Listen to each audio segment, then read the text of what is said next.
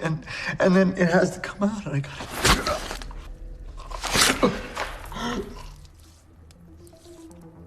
For sharing, Lou.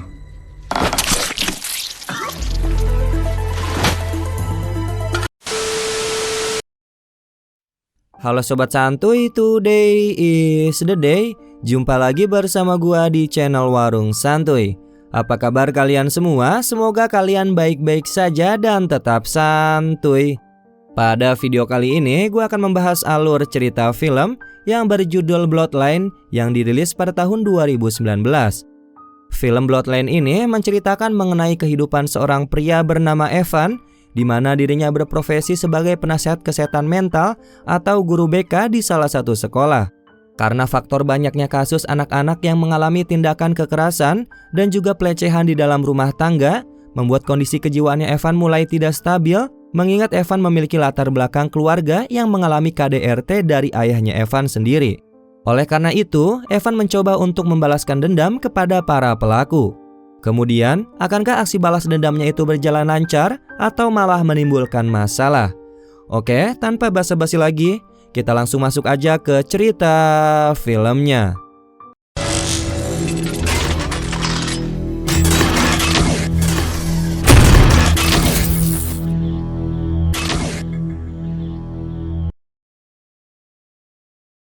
Film dimulai dengan menampilkan seorang wanita yang sedang berjalan di lorong rumah sakit. Wanita itu merupakan seorang perawat yang baru saja selesai bertugas di malam hari. Pada saat dirinya sedang membersihkan badan, tiba-tiba datanglah sosok misterius yang langsung menyerangnya menggunakan pisau. Tidak hanya dibunuh, kemudian jasadnya dikuburkan di suatu tempat oleh si pembunuh, yang dimana pembunuh tersebut langsung pergi meninggalkan tempat tersebut.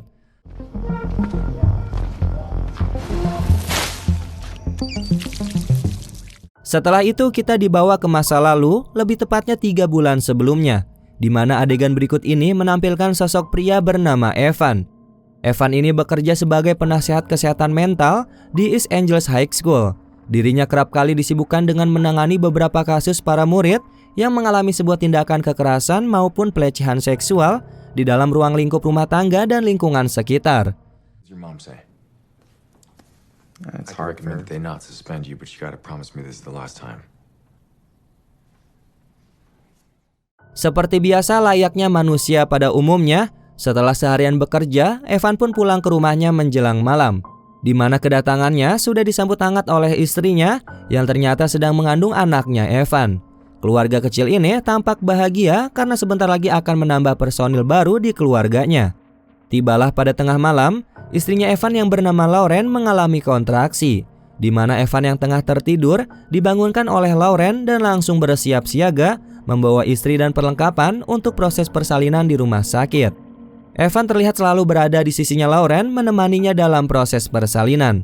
Dengan penuh cinta, Evan memberikan semangat kepada istrinya yang kini tengah berjuang antara hidup dan mati demi melahirkan buah cinta mereka berdua. Tapi sepertinya hal itu membuat Evan cukup khawatir dan alhasil bayangan masa lalu yang kelam tiba-tiba terlintas di ingatannya. Di mana pada saat Evan masih kecil, dirinya kerap kali diperlakukan kasar oleh ayahnya sendiri. Tapi syukurlah bayangan itu tidak berlangsung lama karena sang bayi kini sudah berhasil keluar dari rahim ibunya.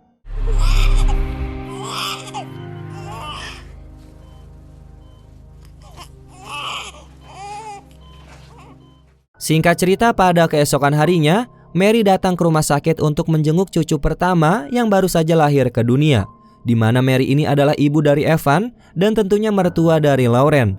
Tapi tampaknya hubungan antara mertua dan menantu ini tidak begitu harmonis, terlihat dari sikapnya Lauren yang tampak tidak senang atas kedatangannya Mary. Ya, walaupun Mary sudah bersikap begitu baik dan lemah lembut, layaknya seorang ibu kepada anak, tidak lupa untuk memberitahu mereka bahwa anak pertama Evan dan Lauren ini berjenis kelamin laki-laki yang diberi nama Andrew. Si Andrew ini tiba-tiba menangis pada saat ibu, ayah dan neneknya berkumpul. Tidak lama datanglah seorang suster atau perawat yang membantu Lauren untuk menyusui Andrew. Mary pun bereaksi atas tindakan perawat yang kasar dan gerasak-gerusuk pada saat menangani cucunya. Mary pun lantas menegur dengan sopan kepada si perawat tersebut, tapi tampaknya si perawat malah bersikap sombong dan menyinggung hatinya Mary. Di sini bukan hanya Mary yang terkejut atas sikap si perawat, Tapi Evan sudah terlebih dahulu menampakkan wajah marah karena tidak terima ibunya diperlakukan seperti itu. Not like that.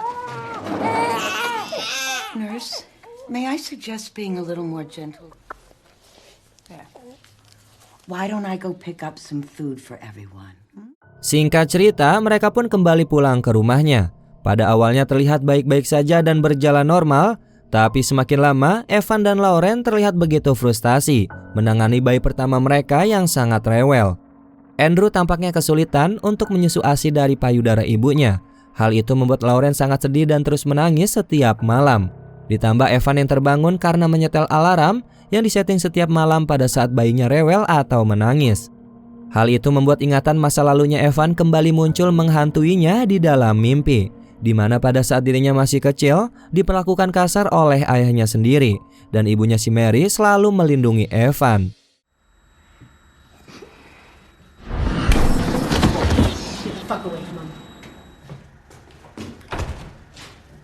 Evan pun kemudian terbangun di waktu-waktu biasa Andrew menangis, tapi kali ini tampaknya tidak terdengar suara tangisan Andrew. Yang ternyata di rumah Evan sudah ada Mary yang sedang menggendong Andrew untuk ditidurkan.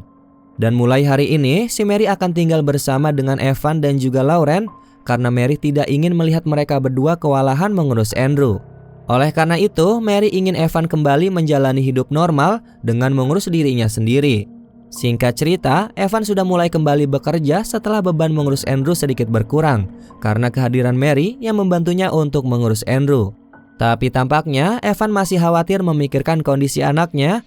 Hal itu dapat dilihat dari sikapnya Evan yang kurang berkonsentrasi pada saat jam kerja.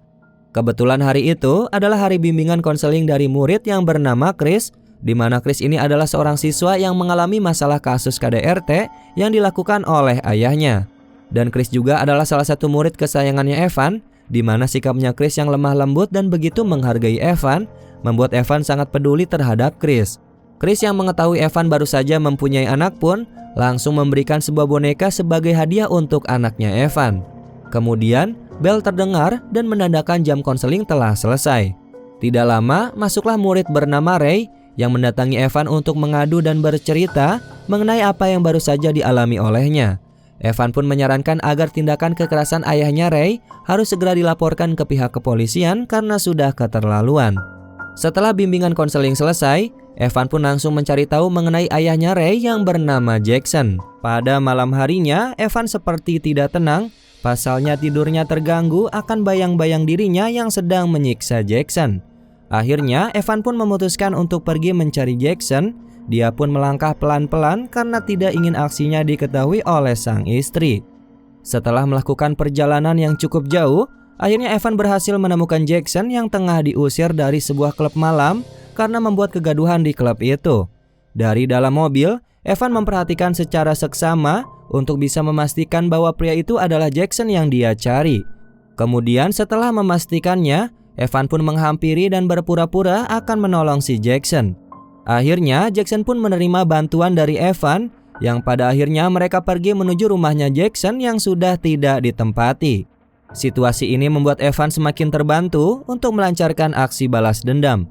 Karena rumah Jackson sudah tidak ditempati oleh siapapun dan hanya Jackson seorang diri, akhirnya Evan melangsungkan aksinya secara mulus.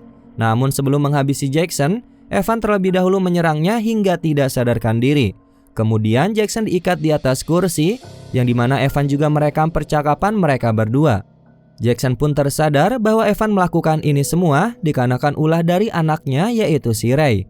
Pada awalnya Jackson masih terus bertindak arogan, tapi pada saat Evan menusuk pisau di perutnya Jackson, Jackson pun langsung memohon untuk tidak dibunuh. Tapi sayangnya setelah Jackson menjelaskan perilaku KDRT yang dilakukan kepada anak sulungnya yaitu si Ray, Evan pun langsung menghabisi si Jackson hingga tewas dan dikuburkan di suatu tempat. And then it has to come out. I gotta...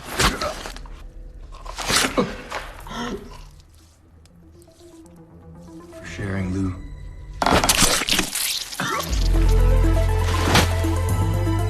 Tidak lupa, Evan pun menghilangkan semua barang bukti dengan cara dibakar. Kemudian, Evan kembali pulang setelah menyelesaikan aksi balas dendam, yang ternyata Lauren menyadari bahwa Evan telah pergi. Evan pun beralasan bahwa dirinya hanya pergi mencari angin untuk menenangkan diri sejenak. Singkat cerita, beberapa hari kemudian, Ray kembali datang untuk berkonsultasi dan menceritakan mengenai perkembangan hidup keluarganya yang kini sudah jauh lebih membaik setelah ayahnya dipenjara. Evan pun senang mendengar kabar baik tersebut, walaupun dirinya tahu bahwa Jackson tidak akan pernah kembali lagi untuk menyakiti Ray. Selang beberapa hari, Ray kembali datang mengunjungi Evan, di mana Ray menceritakan mengenai keadaan ayahnya yaitu si Jackson yang saat ini tidak diketahui keberadaannya. Ya, di sini Ray tidak mengetahui bahwa sebenarnya ayahnya itu telah dihabisi oleh si Evan ya guys. Karena pihak kepolisian dan pengadilan tidak melakukan penahanan kepada Jackson setelah Jackson mendapatkan bebas bersyarat. Ray pun sedikit kebingungan karena hal itu aneh dan ayahnya tidak pernah menghilang sebelumnya. Bimbingan konsultasi pun berlanjut kepada Kelly, yaitu siswa perempuan yang mengalami KDRT dan pelecehan seksual dari pamannya sendiri. Tapi kali ini, sepertinya masalah Kelly cukup rumit. Evan melihat Kelly yang seperti orang ketakutan, membuat Evan tidak tahan lagi untuk menghabisi pamannya si Kelly. Dan benar saja, pada saat malam tiba, Evan sudah mengintai keberadaan pamannya Kelly yang bernama Frederick, di mana aksinya Evan dilakukan dengan cara yang sama seperti pada saat menghabisi Jackson. Tadinya Evan masih mau melanjutkan untuk merekam si Frederick sebelum menghabisinya, tapi tampaknya Evan harus segera menyelesaikan aksinya itu, karena Lauren menelpon dan mengabari bahwa anaknya atau si Andrew lagi demam dan harus dilarikan ke rumah sakit.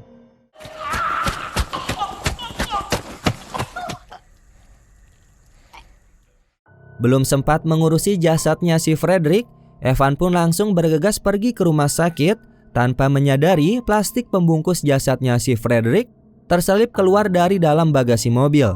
Sesampainya di rumah sakit, Evan langsung kena omel dan diinterogasi oleh Lauren.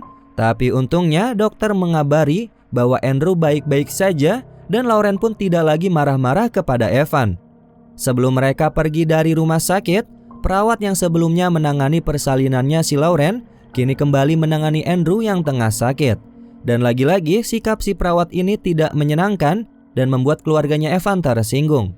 Singkat cerita, pada suatu malam, Evan mendapati sebuah panggilan telepon dari Chris. Evan pun langsung bergegas pergi menemui Chris yang pada saat itu kondisinya babak belur karena ulah ayahnya. It's not your fault, Chris. Keesokan harinya, Evan terlihat sedang sarapan sebelum berangkat pergi ke sekolah. Tapi tampaknya Evan dibuat tidak senang oleh pertanyaan Lauren yang masih mengungkit mengenai kepergiannya Evan yang selalu dilakukan pada tengah malam. Singkat cerita, Evan sudah berada di dalam ruang kerjanya, di mana hari itu adalah jadwal konselingnya si Chris, tapi Chris tampaknya tidak hadir. Oleh karena itu Evan mencoba untuk menghubunginya, yang ternyata Chris sudah berbaikan dengan ayahnya dan kini tengah menonton bioskop. Evan pun tidak terlalu yakin akan perubahan sikap dari ayahnya Chris yang begitu cepat. Oleh sebab itu, Evan langsung menjalankan aksinya pada malam hari. Evan pergi mencari ayahnya Chris yang bernama Mark Wells yang tengah berada di rumah sakit, yang dimana Mark ini adalah seorang pecandu narkoboy. Kebetulan perawat yang songong itu mengusir si Mark karena tidak ingin memberikan resep obat penenang. Di waktu yang bersamaan, Evan dan ibunya yaitu si Mary melakukan aksi pembunuhan terhadap dua orang berbeda di tempat yang berbeda juga. Seperti biasa, Evan membawa calon korbannya ke rumah milik Jackson untuk dieksekusi. Dan sebelum dieksekusi, si korban terlebih dahulu akan diwawancara mengenai perasaannya pada saat sedang menyiksa anaknya sendiri. Setelah selesai merekam, Evan langsung menghabisi Mark sampai tewas.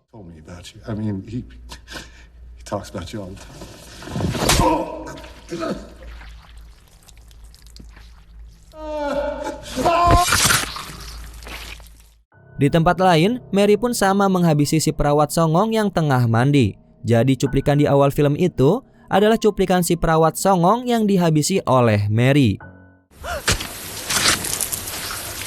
Dan setelah itu, mereka berdua membakar semua barang bukti dan sama-sama mengingat akan kejadian masa lalu mereka, di mana Evan menghabisi ayahnya yang sedang bertengkar bersama ibunya.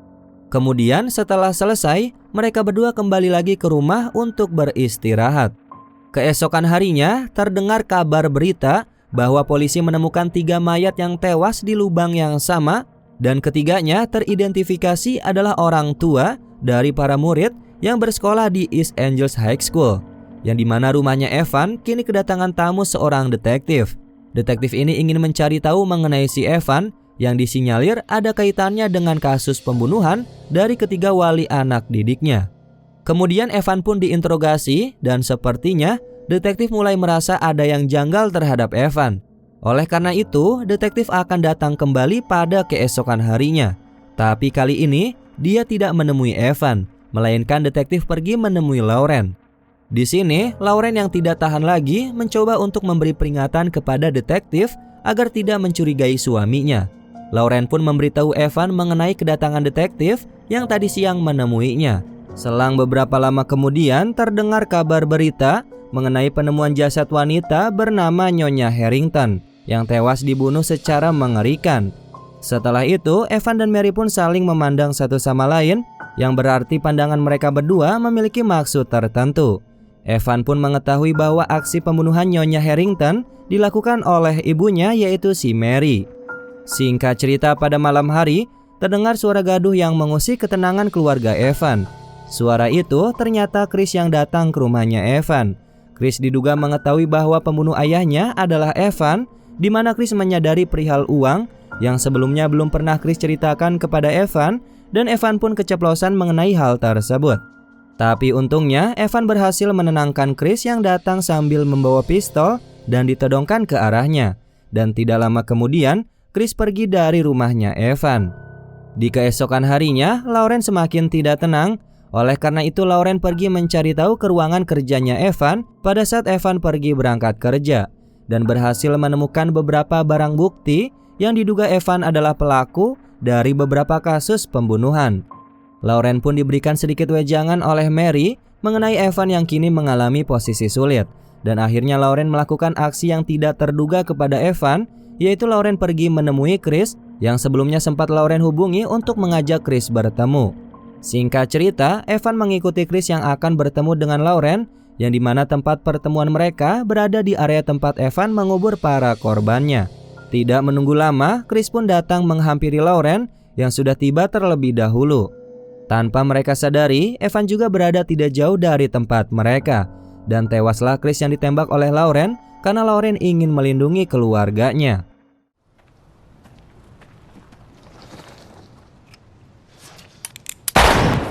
Evan pun menghampiri Lauren yang tengah menyabotase ponsel milik Chris, yang akhirnya film pun ditutup dengan sebuah fakta yang dipalsukan bahwa Chris lah yang telah melakukan aksi pembunuhan terhadap ketiga korban sebelumnya, termasuk ayahnya sendiri. Dan lebih bagongnya lagi, setelah Chris membunuh, kemudian dia bunuh diri. Setelah itu, detektif pun datang untuk meminta maaf kepada keluarga Evan dan menutup kasus tersebut. Late last night, Christopher Wells, honor student, just... Well, it's a different world. I let him get too close. Goodbye, Detective. Thank you so much. Oke sobat santuy, itulah alur film dari Bloodline. Ya, seru sekali bukan? Sebuah plot twist yang membagongkan tentunya. Dari film ini kita bisa mengambil hikmahnya bahwa perlakuan kasar dari orang sekitar, terlebih orang tua pada anak saat masa perkembangan, akan mempengaruhi kesehatan mental dan psikologis anak di masa yang akan datang. Dan tentu saja hal itu sangat berbahaya, oleh karena itu bijaklah dalam mendidik dan memberikan kasih sayang kepada buah hati, serta bersikap baik dan sopan pada saat memperlakukan setiap makhluk yang bernyawa, karena kita tidak tahu manusia apa yang sedang kita hadapi ini. Dan yang kedua, emang si Evan sangat membagongkan. Ya intinya dia bikin hoax yang mengatasnamakan Chris adalah pelakunya. Padahal yang sebenarnya si Evan dan Lauren lah yang benar-benar psikopat. Oke, mungkin itu saja penjelasan dari gua. Mohon maaf apabila ada kesalahan kata maupun isi video. Warung Santuy pamit, dan jangan lupa untuk tetap santuy.